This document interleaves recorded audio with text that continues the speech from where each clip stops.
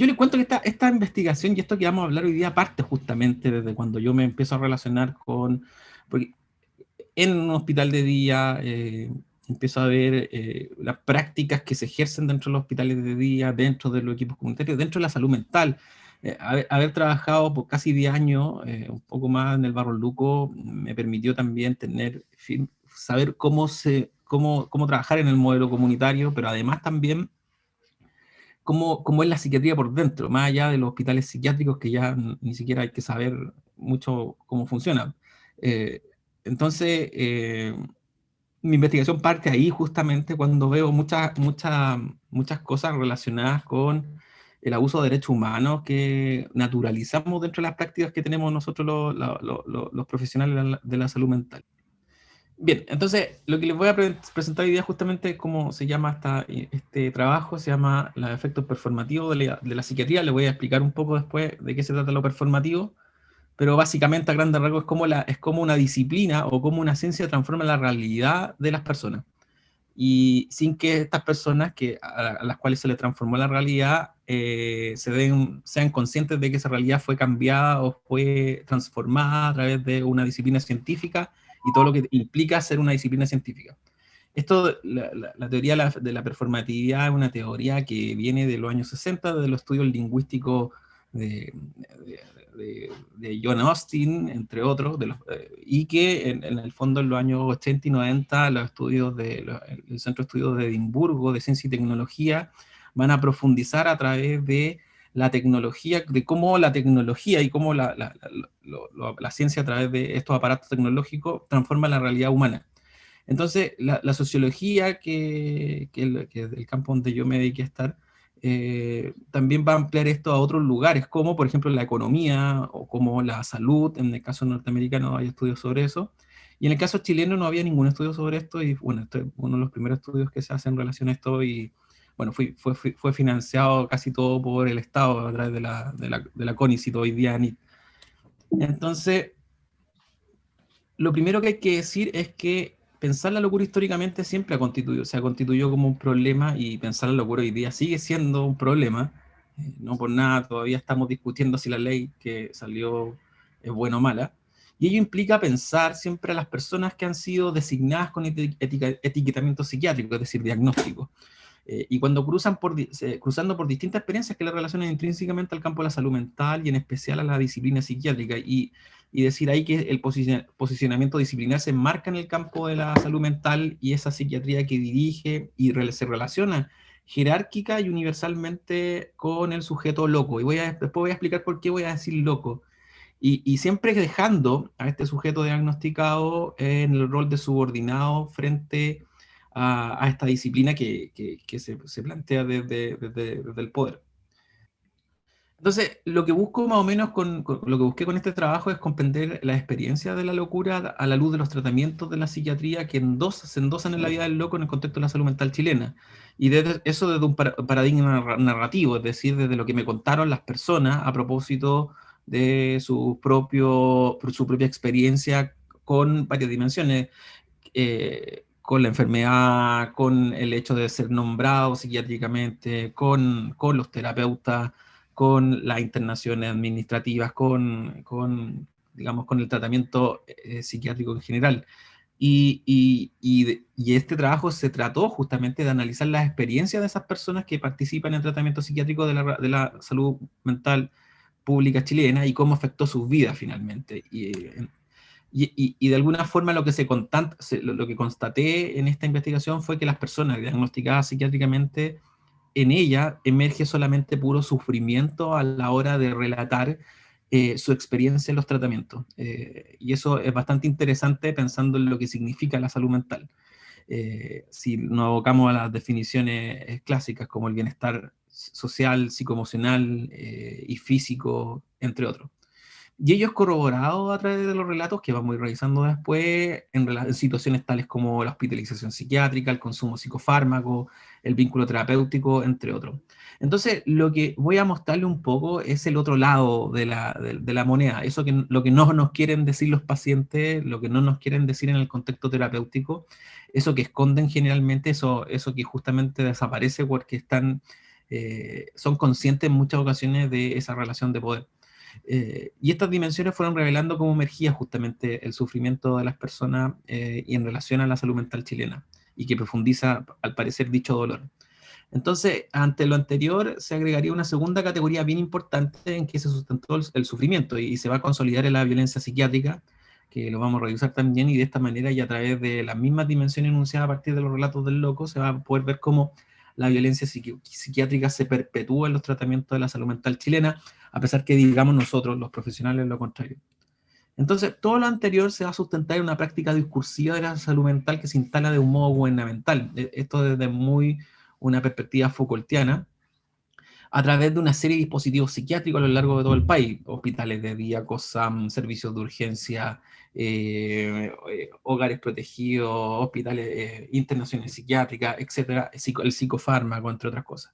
Y esta intervención pública se constituye biopolíticamente como una forma de control social sobre una población determinada, y que, definida en personas con diagnósticos tales como le había contado, esquizofrenia, bipolaridad y depresión severa, creando lo que voy a después contar, que son agenciamientos sociotécnicos que van a establecer y asegurar ese disciplinamiento en relación a este tipo, a la persona. Entonces, 4 conceptos que yo utilizo en este trabajo son las personas con diagnóstico psiquiátrico loco, y esto lo hago un poco porque no quería llamarle paciente psiquiátrico, tampoco quería llamarle usuario de la salud mental, tampoco quería denominarlo con un modo estigmatizante. Entonces, cuando voy a la idea de persona con diagnóstico psiquiátrico, una forma de poder habilitar la noción de locura. ¿Por qué hago esto? Justamente porque persona con un diagnóstico psiquiátrico revela la categoría persona, pero además que está siendo determinada, construida a través de un diagnóstico psiquiátrico definido a través de los manuales de diagnóstico. Y en ese sentido, le devuelvo la categoría política al loco, que un poco lo que están haciendo todos los movimientos antipsiquiatría o sobrevivientes de la psiquiatría en relación a una cuestión política, tal como lo hicieron, por ejemplo, en el caso del movimiento LGTB, en relación del movimiento COLA, el movimiento gay, etc. Ellos también han construido la noción de locura desde una recuperación política para poder construirse como persona antagónica a los tratamientos psiquiátricos. Entonces eso es bastante importante, y una realidad hoy día que la actualidad está teniendo, no solo en Chile, sino a través de todo el mundo. Tenemos todas las sociedades y organizaciones relacionadas con los sobrevivientes de la psiquiatría y el famoso Día del Orgullo Loco. No es menor, porque por ejemplo tuvieron incidencia en los acuerdos de Kampala, que en el año 2014 con la OMS. Entonces no es menor también que se les denomine como locos también, o se autodenominen como locos. Por otro lado, la noción de gubernamentalidad y biopolítica extraída de la lógica Foucaultiana o post-Foucaultiana, básicamente en Rose y todos los estudios relacionados con este tema. La performatividad, que ya les explicaba un poquito, que viene desde la perspectiva de la ciencia y tecnología, especialmente un profesor mío que se llama Claudio Ramos, Cinque, que es un experto en este tema en Chile, y ve cómo, por ejemplo, los moldeamientos de la economía transforman la sociedad humana, especialmente la chilena. Y desde ahí uno trae un poco la inspiración de este trabajo que realizo, y bueno, la noción de experiencia del sufrimiento a través, básicamente, de autores como Walter Benjamin, y Susan Chase o Laureana Bernasconi, entre otros. Los enfoques conceptuales que utilicé para esto, las formas de análisis, por así decirlo, son del enfoque narrativo, que a través de Benjamin, Chase, Laszlo, Keller, Risman, Denzin y Lincoln, entre otros, y el enfoque discursivo analizado desde Foucault, Van Dijk, Fairclough y Wodak y Jagger. Entonces, desde ahí se entiende la experiencia de vivir con un diagnóstico psiquiátrico es abrirnos a una narrativa que cuenta los acontecimientos perturbadores de la vida del loco, pero además de cómo ellos se ensamblan en la vida social, más allá de los significados personales, y que también revelaría una visión social y profundamente historizada de la locura. Por ejemplo, si consideramos el discurso como un fluir de conocimiento, y les voy a explicar a qué me refiero con discurso, ese fluir va a determinar esos hechos, justamente, así como también las acciones formativas que van a moldear la sociedad, y que de ese modo se ejerce poder y se convierte en discurso dominante, que es un poco lo que voy a mostrar, cómo ese discurso psiquiátrico se instala en la experiencia de la locura. Entonces, el enfoque metodológico: un diseño cualitativo flexible, un estudio de tipo comprensivo, donde los criterios de selección hice 25 entrevistas en profundidad de corte temático, a 23 personas con diagnósticos psiquiátricos del Servicio de Salud Metropolitano Sur y Norte, y 2 expertos en la psiquiatría de salud mental, que fue el director del hospital psiquiátrico, la directora en esa época, y el jefe de la unidad de salud mental esto estoy hablando del año 2018, más o menos. 9 personas con esquizofrenia, 9 personas con trastorno afectivo bipolar y 5 personas con depresión. Además hice 12 observaciones etnográficas dentro del hospital de día del Barro Luco. ¿En qué consistió este? Yo no sé si ustedes, me pueden corregir ustedes también hacen esa intervención que se llama la salida a la comunidad con los usuarios del hospital de día. Sí, ¿Sí lo hacen? hacíamos socializaciones. Claro. Esa intervención siempre a mí me pareció bastante interesante, la hice muchas veces, entonces siempre observaba yo en mi rol de trabajador social y con el terapeuta ocupacional lo que ocurría en los espacios públicos. Entonces cuando a mí se me ocurrió ver este tema justamente de cómo influye la psiquiatría y a través también de lo que podía ir observando, sentía que ese espacio, el espacio público, era un espacio muy interesante para poder analizar. Entonces lo que hice fueron ahí 10 acompañamientos con los consentimientos informados, todo lo que requirió eso. 10 acompañamientos a espacios públicos en esa intervención, no sé, recuerdo haber ido al cine, al Museo de Bellas Artes, a la piscina, al cerro, al zoológico, cosas clásicas que se hacen en estas intervenciones y observar un poco cómo las personas se relacionaban con lo otro o con los espacios públicos, y ahí eso dio mucha idea de cómo justamente la idea de la locura está metida en el estigma, está metida, digamos, dentro de los imaginarios sociales sobre la locura. Ahí les puedo contar después algunas cosas sobre eso que me parecen bastante interesantes, sobre todo relacionado con el estigma. Y además asistí a reuniones y marchas de los grupos antipsiquiátricos, los sobrevivientes de la psiquiatría, libremente y Locos por sus Derechos, donde fui interpelado muy duramente, pero de todas formas creo que fue muy enriquecedor ese lugar. Y eso fue porque me topé con personas que yo había trabajado, ellos como pacientes y yo como terapeuta, y fue bastante interesante haberme encontrado con ellos. Y digo, era parte también de la investigación y como observador y también lo acompañé a la marcha del Orgullo Loco, me acuerdo del año 2019, si no me equivoco. Sí, la primera marcha del Orgullo Loco también. Sí. Estudio. Ya dale nomás. Y bueno, analicé 5 documentos gubernamentales, los planes nacionales del año 2000 y el 2017, de tipo de análisis discursivo, el decreto 570 del 2000, y las guías clínicas GES de depresión, esquizofrenia y TAP también lo analicé. También analicé el modelo de gestión del año 2018, que no lo coloqué acá. Entonces, ¿qué significa ser loco en la sociedad moderna? Entonces, la narrativa de las personas, es decir, los relatos de las personas que han sido diagnosticadas psiquiátricamente, emergen con fuerza a propósito de lo que significa vivir diagnosticado en una sociedad con un problema de salud mental. Entonces, ser loco en esta sociedad está más bien asociado a ser un enfermo psiquiátrico. Esa es la definición que se da clásicamente. Pero, ¿cómo vive el loco esa experiencia de ser referido como tal? Esa es una gran pregunta. Vivir como loco, es decir, referir esencialmente a vivir diagnosticado y adoptar una forma de vida que viene en un proceso que transforma todos los aspectos de esta. Y justamente que la mente se desvíe de cualquier sociedad que determine como normal, sumado a que el resto de la sociedad interprete que esa desviación es un signo de locura, determina la experiencia de una persona que tiene un diagnóstico psiquiátrico. Eso es muy interesante porque la sociedad es la que determina que una mente se desvíe, y eso es un acuerdo social que va a determinar la experiencia de una persona. Más allá que pensemos si está bien o está mal, lo que tiene de fondo es que determina esa sociedad, esa forma de ser.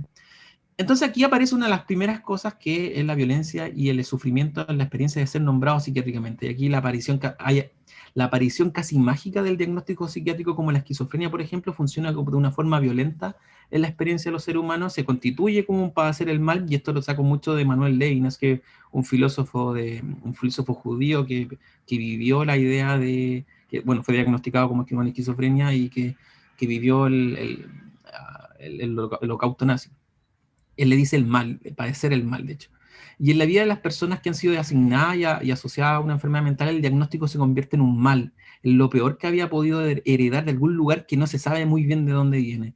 Y el llamado sufrimiento psíquico está sujetado a ese modo de vivir, donde tener la marca diagnóstica es producto de un modo de ser de ese individuo que es clasificado de acuerdo a ciertas nomenclaturas que definen la normalidad y la normalidad y la anormalidad de la emoción y pensamiento. Fíjense aquí en la observación etnográfica número 5, en una conversación que tenían los chicos, decía, yo soy loco ante todo y he sufrido por ser loco y no me gusta sufrir, pero he aprendido del sufrimiento. También soy poeta, pero nadie me dice así porque ante todo soy loco, enfermo mental, psiquiátrico, tonto, estúpido y puro diagnóstico. Si voy al médico soy esquizofrénico, si voy a comprar el pan soy el loco culiado de la cuadra, si voy a presentarme a un trabajo soy discapacitado. O sea, entonces, ¿cómo no sufrir así si me obligan a sufrir? Y estos terapeutas que no son esquizofrénicos y bipolares están del otro lado de la mesa del box y escriben lo que nos pasa, después nos estudian, hacen clases con nosotros y nos muestran a sus médicos. Escriben libros y papers, después nos encierran y nos inyectan. A mí me pusieron electroshock porque mi mamá probó que lo pusieran y después quieren que no la odie. Y el odio dicen que viene porque estoy psicótico y después me vuelven a encerrar. ¿Cómo no quieren que no sufra? Por otro lado, tenemos la experiencia violenta del psicofármaco y el sufrimiento a propósito de digamos, el consumo de psicofármaco.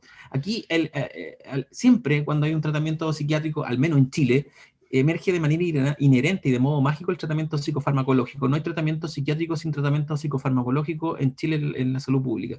Y de este modo el psicofármaco se transforma en un axioma del individuo que escolta silenciosamente la vida cotidiana de quienes han sido diagnosticados. Y la toma del psicofármaco, que aparece como la estructura del tratamiento psiquiátrico, una de las principales estructuras, emerge básicamente como una forma de evitar la descompensación que para muchos tiene como consecuencia la hospitalización. Entonces ahí el sufrimiento queda anclado a una especie de coerción implícita que representa el psicofármaco. Miren, a mí hay un relato de un entrevistado 5. Dice, a mí la verdad no me gustan los remedios, siempre me los tomo, me dejan apagado. Cuando ando de mal humor, por las cosas malas que me pasan, no me los tomo porque me da rabia. Me los tomo porque los médicos y los terapeutas y los psicólogos me repiten siempre que me hace bien. Y es para que no me enferme más, pero a mí no me gustan. Y es verdad que dejo los remedios en ciertas ocasiones. Yo creo que los psiquiatras no entienden que a uno no le gusta tomar remedios. Y prefiero que me inyecten y eso porque el modecate me hace muy mal. Me deja como una planta.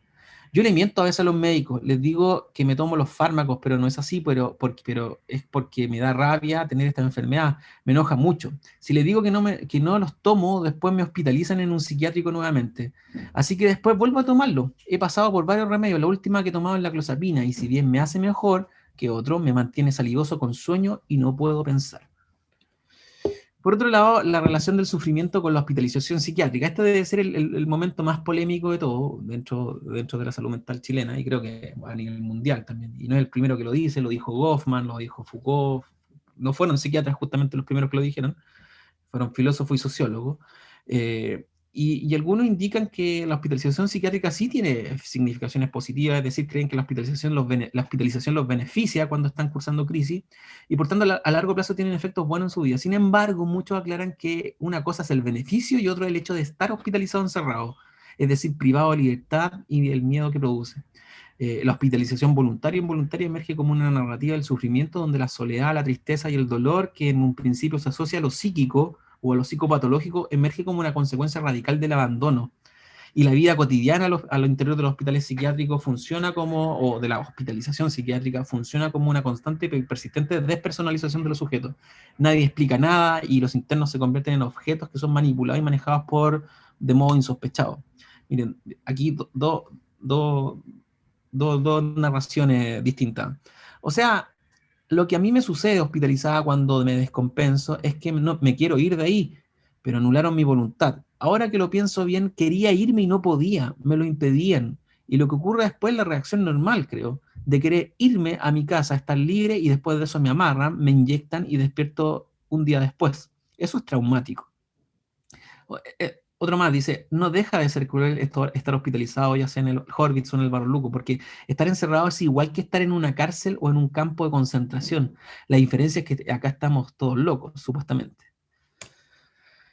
Otra dimensión del sufrimiento y la violencia está en el estigma y de la deshumanización que debe atravesar la persona asociada a la locura. En el caso de la hospitalización, se encarna en imaginarios sociales, toma forma y que funcionan en los cuerpos y las emociones del loco, yendo mucho más allá de la propia hospitalización.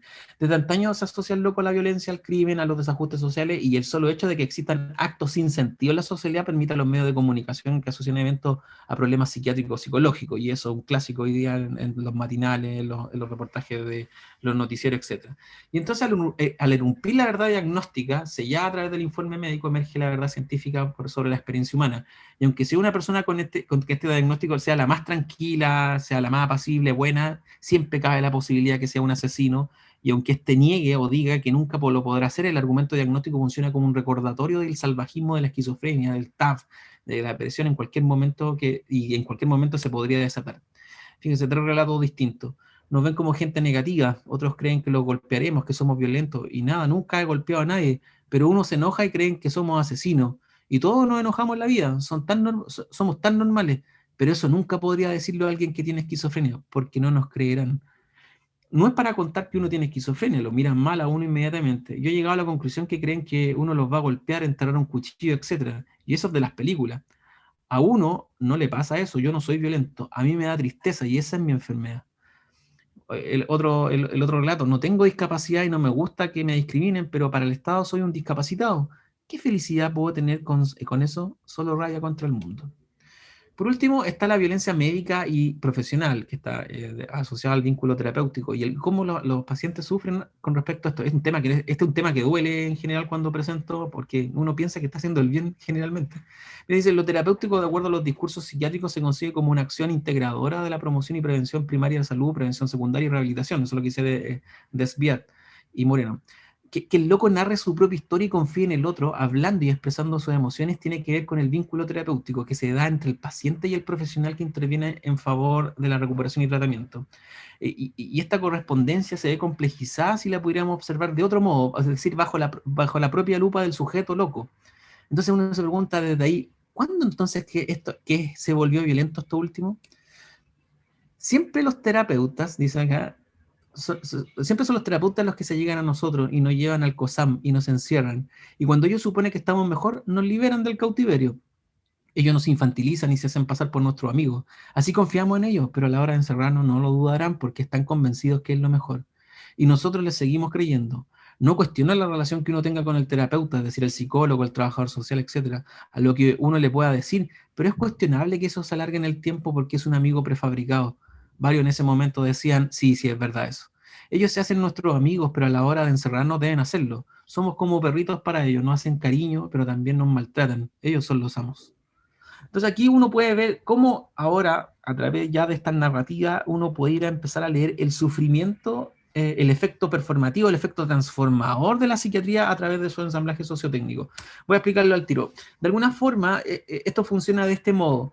Esa verdad científica que está determinada por una disciplina psiquiátrica a través de la nosografía y la investigación en industria farmacéutica, y que eso no se puede negar, hay muchos autores que van a mostrar cómo la influencia en la industria farmacéutica en los diagnósticos psiquiátricos es potentísima hasta el día de hoy. Hay muchas polémicas. Les recomiendo el libro de Peter Gotze sobre medicamentos que matan o psicofármacos que matan, o el texto de Alan Franz, que era hasta el DSM-4, el director del DSM-4, renuncia por la influencia en la industria farmacéutica, que se llama Todos somos enfermos mentales, se llama el texto. Y bueno, todo eso, y además la formación psiquiátrica y de salud, todo eso constituye esa performatividad, ese proceso performativo, la verdad donde se sustenta todo esto, la disciplina, vamos a decir, la ciencia. Y para ello, la ciencia y todas estas 4 variables desarrollan ensamblajes sociotécnicos que son aparatajes intermediadores que van a transformar la relación con la vida cotidiana, la realidad, por así decirlo. Y estos ensamblajes, que los voy a nombrar después, sociotécnicos, tienen fuerza performativa, que transforman la realidad del loco y por lo tanto transforman su experiencia y que uno los puede ver a través solamente de los relatos de estas personas. Y eso también además está sustentado por todos estos imaginarios que se construyen en relación a la locura. Entonces, ¿cuáles son esos ensamblajes sociotécnicos que yo logré identificar en este proceso de investigación de la salud mental chilena? Y lo definía a través de 4 dimensiones. El primero, entre redes de agentes o individuos mediadores, que están todo lo que conforma la sociedad civil relacionada con la salud mental, la universidad y su formación en relación a la salud mental y la psiquiatría, y los profesionales de la salud mental de los COSAM, los equipos de psiquiatría en términos generales. Además de los equipos e instrumentos que se definen como agentes mediadores, que son las intervenciones clínicas y biopsicosociales, el psicofármaco, la hospitalización psiquiátrica, el GES.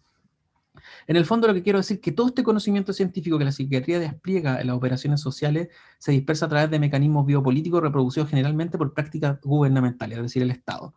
Y estos ensamblajes sociotécnicos también tienen organizaciones, MinSal, el Departamento de Salud Mental, la SONEPSIN, la CONAPREM, la Corfausam, nosotros mismos, la SOSAMCHI, entre otros, además de textos mediales, que son textos que transforman la realidad, el CIE 10 y el CIE 11, el DCM5, el Decreto 570, los Planes Nacionales de Salud Mental, etc. Todo un arropaje de digamos, de dispositivos que van a constituir la realidad transformadora de la salud mental y psiquiatría chilena. Y en la actualidad que existe un exceso, yo creo, de salud mentalización de la vida para referirnos, por ejemplo, a cuestiones relacionadas con las indicaciones sociales, que más bien son cuestiones relacionadas a la justicia social. La psiquiatría ha conquistado esos lugares que están por fuera de la clínica y que se expresan en la vida cotidiana de las personas. Y así la salud mental y la psiquiatría han logrado moldear las conductas de las personas, sobre todo lo influido en quienes tienen una enfermedad mental, modificando la realidad de esto. Entonces ahí todas estas operaciones y explicaciones científico-técnicas van a transformar la vida del loco. Entonces, aquí hay 4 focos performativos que voy a mostrar de la psiquiatría y la salud mental chilena, que están en el marco institucional, la esfera pública, y lo imaginario de la locura, las organizaciones sociales de la salud mental y el individuo en sí mismo. Y me voy a abocar solamente a la última parte, que son los individuos del sujeto loco, que es lo que un poco vengo a mostrar hoy día, y que tiene que ver con el vínculo terapéutico y el efecto performativo. Este es uno de los, como les decía anteriormente, uno de los más polémicos, porque justamente lo que ocurre con el vínculo terapéutico es que el profesional y su vínculo que se dan a través de la intervención en salud mental, y tiene en muchas ocasiones lo que nosotros le llamamos el éxito terapéutico, y ese éxito terapéutico generalmente depende de ese vínculo que genero a través de cuestiones como, por ejemplo, la conciencia de enfermedad, la adherencia al tratamiento, y eso finalmente es el triunfo digamos, de un modo de ser de la salud mental.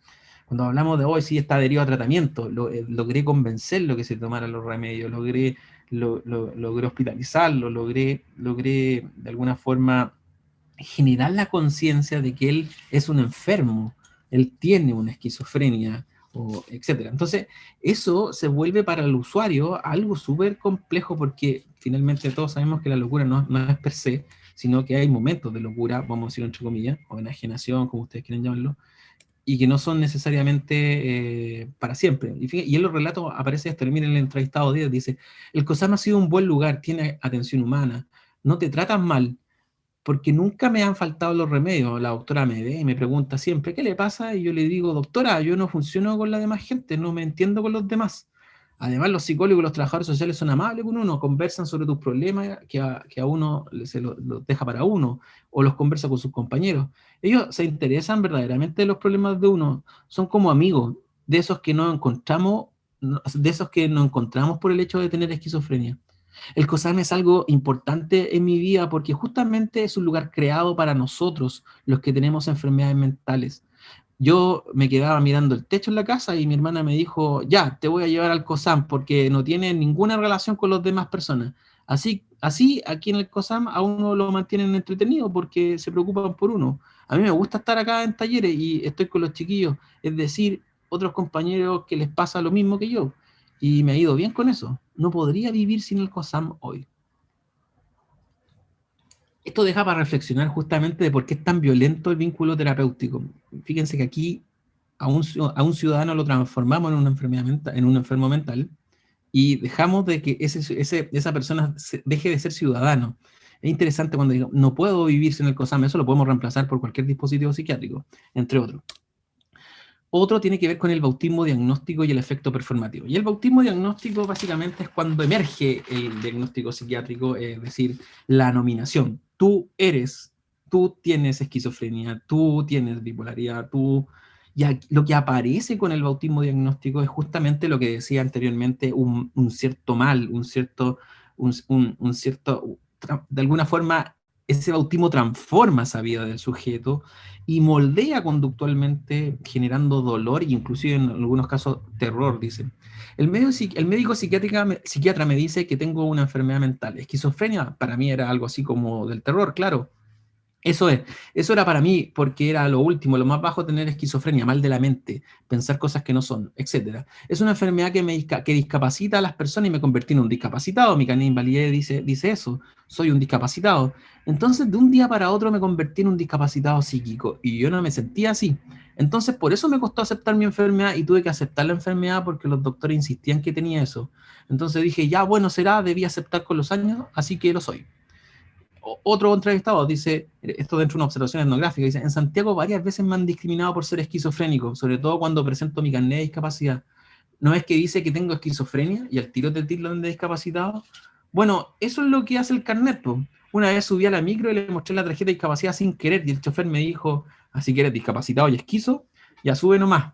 Eso me llenó de vergüenza con toda la gente que iba en el bus.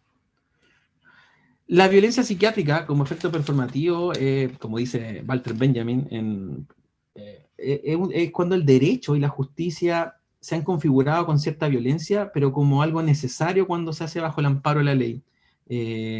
Y se justifica cuando, por ejemplo, en el caso de las personas con esquizofrenia, se entienden como un peligro social. Y ahí aparece el encierro, el maltrato, el estigma, el psicofármaco. Y ahí estos aparatos que transforman la realidad humana se convierten en productores de sufrimiento.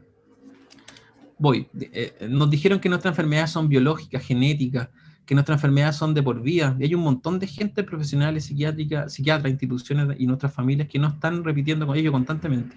Entonces nosotros comenzamos a funcionar en ese discurso y en ese paradigma y comenzamos a comportarnos con esos síntomas y sus manifestaciones. En el caso mío yo era maníaco, era depresivo, era el típico bipolar y después me di cuenta que no tenía que ver mucho con el efecto del tenía que ver mucho con el efecto del psicofármaco, la somatización, la psicoeducación. Y resulta que hoy en día no tengo esos estados maníacos, no tengo depresión y no sé, no hay nada de lo que dijeron que tenía. Ahora dicen que no tenía lo que me habían dicho que tenía. Me mejoré. Por último, la sujeción como efecto performativo. La sujeción es un concepto butleriano de Judith Butler, la famosa feminista, y que básicamente tiene que ver en cómo el sujeto es sujetado, por así decirlo, por un poder bajo el dominio de otro y que se caracteriza a través de una cierta conformación de un sujeto o una persona, lo caracteriza en sí mismo. Foucault dice que el poder forma al sujeto. Y para Butler lo que hace una disciplina es subordinarlo a un poder determinado, lo somete, lo transforma, lo naturaliza, lo transmuta, lo moldea y le da identidad. Eso es lo más interesante de esto. Miren este relato. Con esto vamos terminando. No dejo los fármacos porque mi hermana dice que me voy a descompensar. Yo he pensado ser mamá, pero mi hermana me dice que no, porque las guaguas no son juguetes y yo no voy a poder estar preparada para cuidar una guagua. No me voy a interesar. Lo dice porque tengo esquizofrenia. En el fondo le encuentro razón. La esquizofrenia me hace que no pueda cuidar un hijo. Pienso que me haría mal un niño. Mi pareja me encuentra razón. Por eso llegué a la conclusión de que es mejor no tener hijos, porque no sabría cuidarlo. Una vez le dije al doctor que quería ser mamá y él me dijo, te quito los remedios y listo. Y nada, ¿qué le iba a decir yo? Él era el psiquiatra y me dejó para adentro. Se me quitaron los deseos de tener hijos con eso y si dejo de tomar los remedios me descompenso y no podría cuidar a un hijo, porque me aparece otra vez la esquizofrenia. Es que soy esquizofrénica, ya estoy convencida de eso. Es una condena que debes saber aceptar. Y por último, la idea de desposesión, que la idea de desposesión también es una idea de Judith Butler, que en el fondo lo que hace la idea ya en el último eslabón, digamos, de la performativa, es quitarle la humanidad a un sujeto, lo somete, lo hace sumiso totalmente a las normas que establecen la salud mental y la psiquiatría en este caso, donde pierde generalmente su humanidad cuando se la entrega a otro, se entrega su identidad finalmente, por su condición vulnerable, ya sea psicológica o social.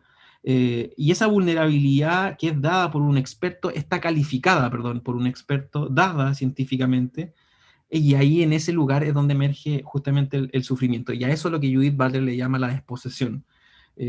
Uno puede ser desposeído en la medida en que sienta pena o sufre, dice Butler, lo define, lo hace dependiente, etc. Fíjense, yo me resigno frente a esa ley de internaciones, me resigno. ¿Qué puedo hacer yo si soy un esquizofrénico y pobre? Otro entrevistado dice, cuando supe que me hospitalizarían en el Peral se me vinieron inmediatamente las imágenes que salen en la televisión, esas que son tétricas, donde todos gritan, todos son violentos. Eso fue lo que me vino en la cabeza. Además pensaba en cómo sufrían los pacientes psiquiátricos, y ahora yo era uno de ellos. En el fondo me imaginé como lo peor del mundo, porque el psiquiátrico es lo más malo de la sociedad, por eso los encierran. Y con esto termino, me han llevado en contra de mi voluntad para encerrarme. Los carabineros me sacaron de la casa a la fuerza porque me había encerrado en mi dormitorio. Me golpearon, me tiraron al suelo y me pusieron sus piernas arriba en mi cabeza, como si fuera un delincuente. Por ello les tengo miedo a los carabineros y me escondo cuando los veo en cualquier lugar. Después me sacaron y me esperaba una ambulancia y nadie me preguntó si quería hospitalizarme. Después de eso nunca más me resistí a una hospitalización. Bueno, esto es un extracto, un resumen así full de este trabajo que muestra un poco la otra visión, el otro lado, el sufrimiento de las personas que tienen diagnóstico psiquiátrico y bueno, la idea es un poco reflexionar siempre como sujetos de intervención en relación a ello. Sujetos y nosotros como profesionales. Pucha, nada, pues, es como pegarse en la cabeza y contra un muro lo que estáis diciendo, pues, porque al fin y al cabo nosotros que creemos que somos un equipo comunitario y trabajamos la desmanicomialización, con esto es como una cachetada y una bufetada en la cara, pues. Y eso que yo creo, humildemente lo digo, que somos el equipo, o por lo menos a nivel del suroriente, menos psiquiatralizado que existe en este servicio. Y lo sé, y lo sé, compañero. Yo creo que acá, yo también cuando, mira, a mí me pasó algo que cuando iba entrevistando a las personas me convencí que no podía trabajar más como trabajador social en psiquiatría. Yo lo digo abiertamente, yo participé muchas veces en internaciones involuntarias, generé esos vínculos terapéuticos con usuarios. Una de las cosas que me pasó, por ejemplo, en el movimiento antipsiquiatra, cuando llego, por ejemplo, a la reunión, pregunto, hola, bueno, aquí en la reunión de Libremente, me acuerdo, perfectamente. Sí, aquí sube. Y cuando subo, está un ex usuario o usuario de la salud mental y me dice, Alejandro, y va y me abraza. Y ¿cachai? Que me dice, y todos le preguntan, oye, ¿quién es? No, si él es el trabajador social del hospital de día de allá del Barrio Luco. Oye, pero él de los buenos, de los malos, no, si él no me hospitalizó, me dice. Y a mí, bueno, eso yo lo relato en este trabajo doctoral, y a mí me quedó dando vueltas hasta el día de hoy. Y de hecho, muchas después de las entrevistas que iba haciendo, las observaciones, me di cuenta, luego, o sea, yo fui parte también de esto, y me parece súper interesante haber hecho mi propio insight frente a cuando yo genero sufrimiento. Ahora uno dice, bueno, sí, pero esto es por un bien mayor. Hoy día está cuestionado ese bien mayor ante la sociedad, ante el organismo internacional, o sea, estamos cuestionados por la ONU y bueno, tú cachai bien, Sí, claro. por el Alto Comisionado de Derechos Humanos, estamos cuestionados por los informes de derechos humanos, estamos cuestionados por la Corte Suprema, y bueno, y la ley, tú cachai que se hizo bajo cuatro paredes y nadie le preguntó a los usuarios lo que pensaban sobre este tema. Y ahí eso ratifica un poco de cómo funciona la salud mental chilena. Claro. Y una de las razones por las que yo te había escuchado, yo había escuchado tu presentación, entonces una de las razones por las cuales me interesaba que te escucharan todos era por eso, porque creo yo que hay que empezar a hacer otros tipos de intervenciones, de acciones o de modelos paradigmáticos para poder trabajar. Yo por lo menos estoy, o quiero apostar a eso, pero claramente aquí uno no funciona solo, y esto no funciona sin un equipo tampoco, ¿ya? Y nada, y mi idea de que tú estuvieras aquí era para interpelarlo a todos y poder también escuchar en base a la realidad, porque esa que tú escribes y describes es la realidad narrativa de los usuarios, que son usuarios como los nuestros. Eso, igual bueno, nosotros sumémosle el tema de la droga acá, ¿cachai? Que a lo mejor es un coma que uno puede decir, sí, pero aquí consumen droga, y ahí, claro, la cosa cambia. ¿Eh? Claro, Nunca claro. hemos tenido acá pacientes puritos, digamos, no hemos tenido puros esquizofrenias, puros bipolares, no conocemos esa dinámica. A lo mejor podríamos bancarlo, pero cuando consumen droga aquí los cabros cambian Claro, claro, completamente. claro. Sí, mira, yo en ese sentido, que más que nada, hacer la reflexión que en algunas oportunidades la hemos conversado acá con los compañeros, que tiene que ver con el maltrato familiar en términos de abandono, porque uno puede plantearse que un enfermo crónico es cuidado hasta sus últimos días, inclusive con la incomodidad del cambio de pañales, que tienes que cambiarle la sonda, bueno, con un trabajo físico permanente, y los familiares se bancan ese cuidado, ¿cachai? Se lo bancan hasta el final, un enfermo crónico terminal de cáncer o de diabetes, de la enfermedad que sea, un abuelito con Alzheimer. Sin embargo, un paciente psiquiátrico es abandonado, y es abandonado sistemáticamente teniendo en consideración que es una enfermedad crónica igual que cualquier otra, y que en ciertas oportunidades ni siquiera da o da menos trabajo en ciertas oportunidades que un enfermo terminal crónico, ¿cachai? Es curioso en términos de fenómeno, será porque la gente no está dispuesta a bancarse un loco, ¿cachai? Así de simple. Y ahí es donde uno ve que el problema, yo creo que de todos de los trabajadores de la salud mental es que no estamos formados en derecho humano. Y pensamos que el bien mayor, que no ha instalado esta idea de la psiquiatría, por el bien del loco, el bien de este gallo que está psicótico, qué sé yo, son las cosas que nos ha dicho la psiquiatría que son las ciertas. O sea, cuando le digo que la psiquiatría colonizó nuestras vidas, ha colonizado todo. O sea, piensa que los estudiantes en las universidades piden más salud mental y cuando te das cuenta son puros problemas de justicia social. ¿Y por qué estamos hablando entonces de problemas de salud mental? Si es verdad, hay problemas de salud mental, reconozco que hay enfermedades psiquiátricas, todo, pero ahí yo creo que el cuestionamiento a todo esto tiene que ver con los modos en que intervenimos. Yo creo que hay que repensar todas estas cuestiones nuevamente. O sea, o sea, hay un sujeto, por eso aparece, mire, fíjate, yo eso es lo que siempre he dicho, somos la única sociedad en el mundo, o sea, la única disciplina en el mundo, creo que hay otra, pero casi la única disciplina en el mundo que tiene sobrevivientes de algo es la psiquiatría. Entonces, uno dice, a ver, calmado, y no me estáis diciendo que es un problema que viene de ahora. O sea, piensa que las primeras cámaras de gas las probaron los enfermos psiquiátricos de los hospitales psiquiátricos de Europa antes de probarlo con los judíos, pero nadie se acuerda. Nadie se acuerda de las psicocirugías que hacían, de las 40.000 psicocirugías que existían en Norteamérica, o la esterectomía que le hicieron a 70.000 mujeres en Estados Unidos. Esa bueno no aparece en el libro de historia. Y los médicos que hicieron esto fueron los mismos médicos que formaron a los psiquiatras en Norteamérica, que después fueron los grandes maestros de la psiquiatría, que son las influencias que después tenemos en la formación aquí chilena, en la católica y en la Chile, en la sede norte al menos. Pero nadie se acuerda de eso. Entonces tenemos una influencia que nosotros no logramos ver porque, y ahí me interpelo a mí mismo, somos cortoplacistas en ver las cosas, o sea, que esté bien, pero el sistema, la forma en que la salud mental y la psiquiatría generalmente se ha desarrollado es bastante mala.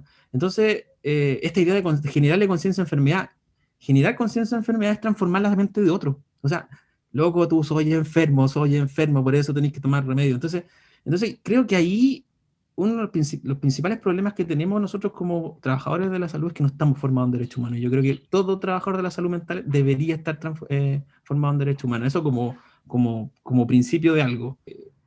Vi esto y quise trabajar esto porque creo que, justamente lo que no hace la salud mental, lo que no hace la psiquiatría en todos sus estudios, en todas sus intervenciones, es preguntarle al sujeto, de fondo. O sea, ¿cacharon ahí cuando dice un relato, le miento mejor al médico?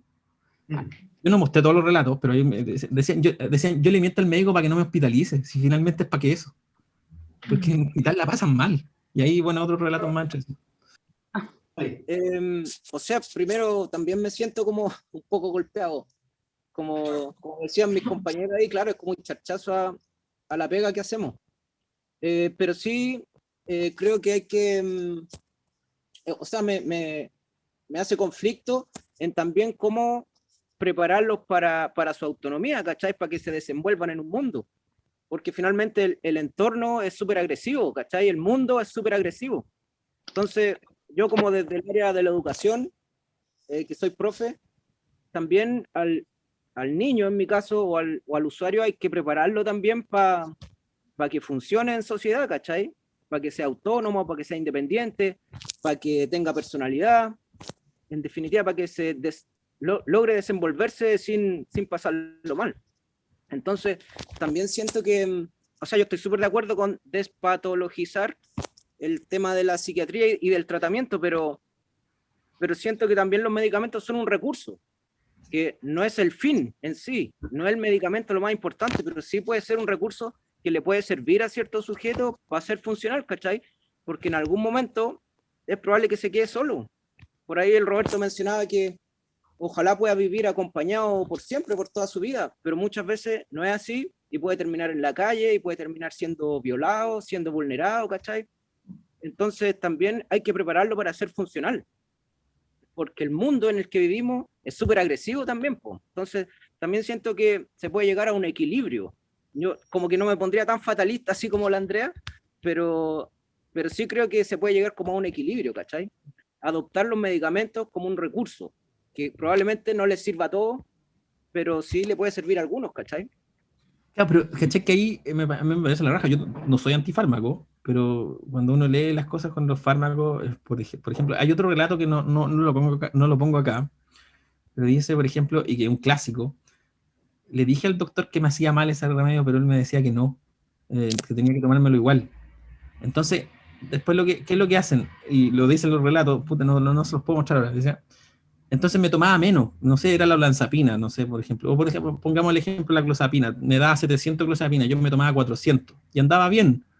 Pero si le decía que me tomaba menos, me lo subía y yo engordaba y no quería estar gordo y no me dejaba pensar, etcétera. Yo en ese contexto me parece, yo también no soy una persona antifármaco, para nada, con respecto, y creo que el fármaco es una tecnología bastante buena, pero ahí tiene que ver una cosa que está muy relacionada, porque los fármacos aquí no somos nosotros los que, generalmente no estamos acá los médicos, los psiquiatras, que son los que ejercen ese poder.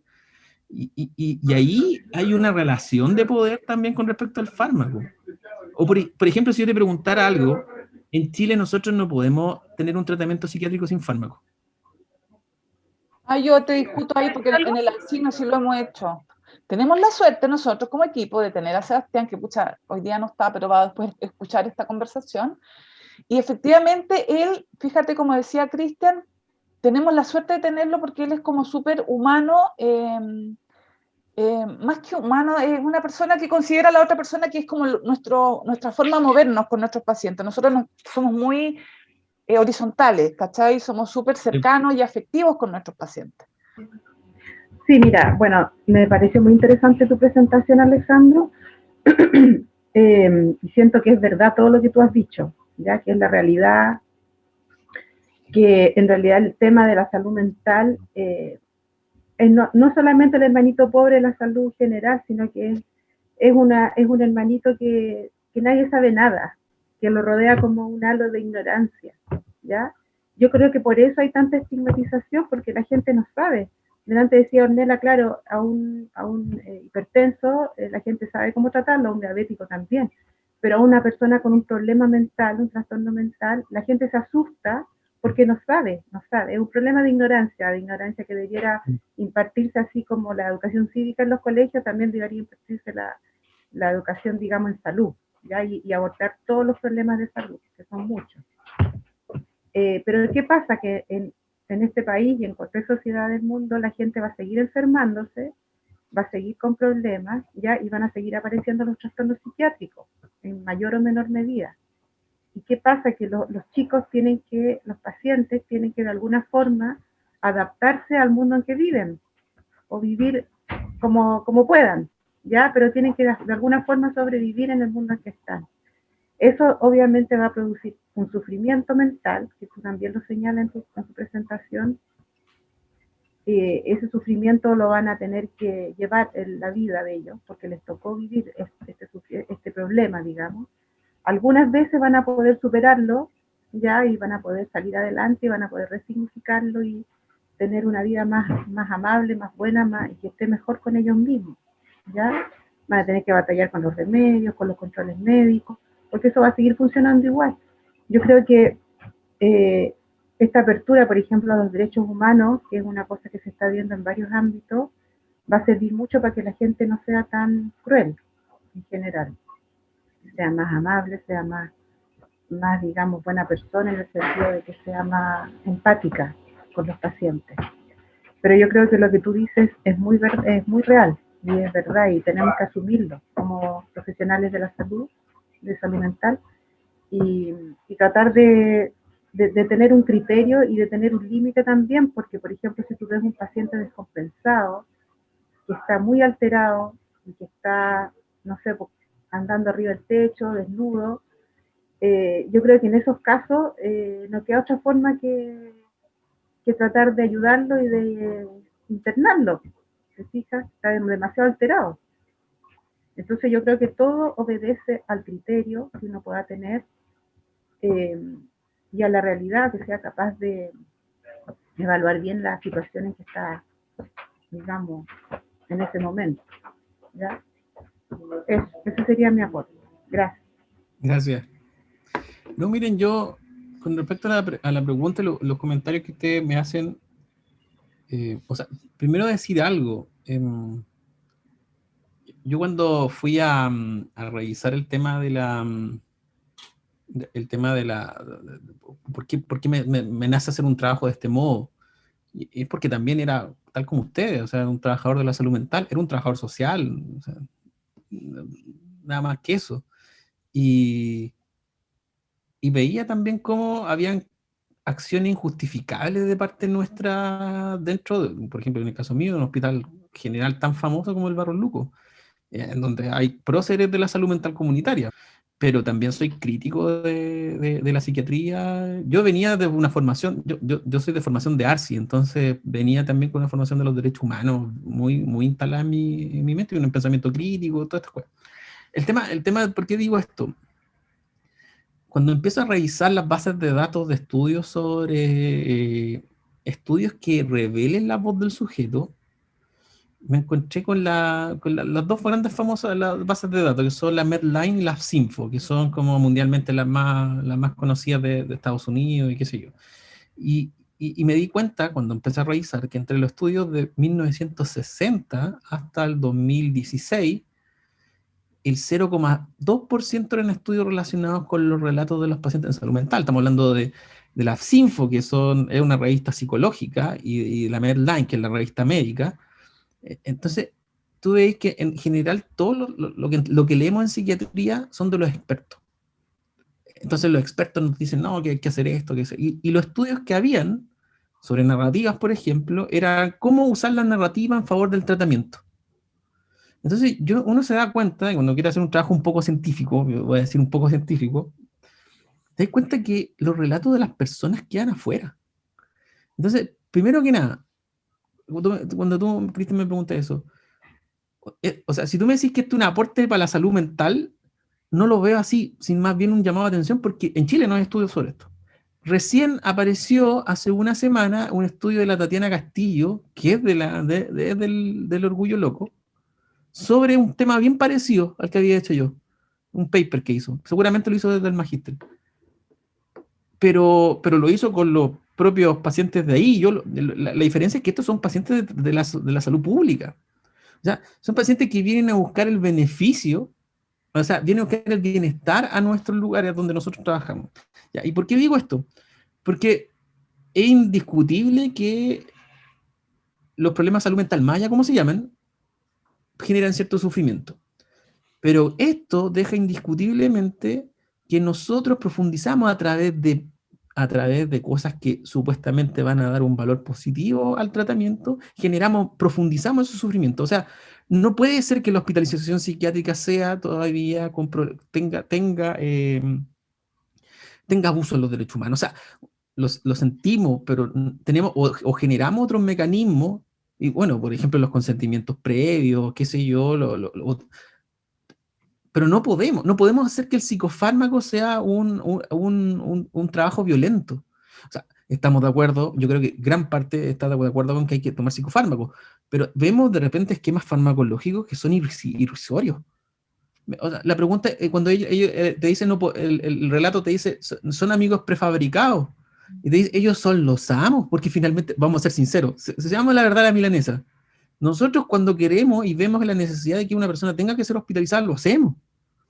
Y sabemos que en las cortas estadías sufren por abuso de los derechos humanos, las contenciones farmacológicas, las contenciones físicas, el maltrato. Primero, no son estadías bonitas. O sea, si alguien ha estado en el hospital psiquiátrico, alguien ha estado adentro de las cortas estadías o adentro del Horvitz, no son estadías de pastor rico a sentarse al sol a leer. Entonces, las propias intervenciones que nosotros creemos que son las buenas, son las malas, pues. Entonces, eso es justamente lo que tenemos que intervenir. En ese lugar lo que tenemos. Ahora, claramente, y eso es lo que tenemos que repensar finalmente. Finalmente, este cachetazo que yo digo también, que me pego a mí mismo, es porque me llama la atención decir, bueno, entonces nosotros somos los que tenemos que generar e interpelar al Estado de cambiar ciertas situaciones. Por ejemplo, el de la internación involuntaria. Y generar otros mecanismos que impidan para no llegar a ese momento, o que ese momento al menos esté legalizado de otro modo. O sea, de hecho, no leemos estudios, son los estudios de los intelectuales, o sea, y no escuchamos, o sea, de hecho en salud mental, no sé si han visto estudios donde aparece el relato del sujeto. Claro, pero nosotros nos dan los estudios de psicofármaco, las prevalencias, sí, está bien, pero si ustedes miran como la preponderancia, tenemos un 99% de estudios sobre hechos por los expertos y ninguno donde veamos los propios relatos de las personas. Y eso llama la atención, eso llama mucho la atención. Yo creo que ustedes, claro, tienen digamos, una intervención totalmente distinta a muchos hospitales de día, yo conozco varios, y claramente en ese sentido yo cuando los miro, lo hacen la raja, pues. Si me dejan compartir para antes de terminar, solamente un relato, yo no soy antifármaco, miren este relato. Esta es una persona, mire, fíjate, dice, no sé, esas pastillitas que me las empezaron a dar desde joven y comencé a tomarlas sin mayor conciencia de lo que eran. En ese tiempo uno se tomaba lo que el psiquiatra le decía que tomar. Y uno ni cuestionaba eso, así que comencé a tomar los fármacos desde los 16 años y ahora llevo tomando 40 años remedio. Con pastillas es la única forma que conozco de vivir esta enfermedad y vivir tomando remedios. Y sabes que te dañan, mira cómo soy a los 56 años, parezco de 70, y son los remedios. Todo era para que no sea un peligroso. Ahora pienso lento, me cuesta caminar, tengo temblores, me hacen exámenes todos los meses, vivo en un hogar protegido, me manejan los remedios, etc. Es una prisión que debo aceptar porque es mejor vivir con fármacos que encerrado en un psiquiátrico. Entonces tú decís, ¿esa es calidad de vida? O sea, estamos hablando de que el fármaco en verdad es como, sí, súper, la raja, me ayuda, pero en 40 años de vida me ayudó, o sea, deterioré a una persona, pues, finalmente. Entonces, claramente hay que hacer fuerza en términos sociales, políticos también, de demostrar esto, mostrarlo hacia otros lugares donde ni siquiera hay cuestionamiento de estos temas. Oye, si en verdad yo me he topado con gente que para ellos, o sea, si con psiquiatra, así abiertamente, dicen, o sea, yo trabajo solo. Dicen, ¿qué esos equipos comunitarios? No sé, lo viví también en el Barro Luco.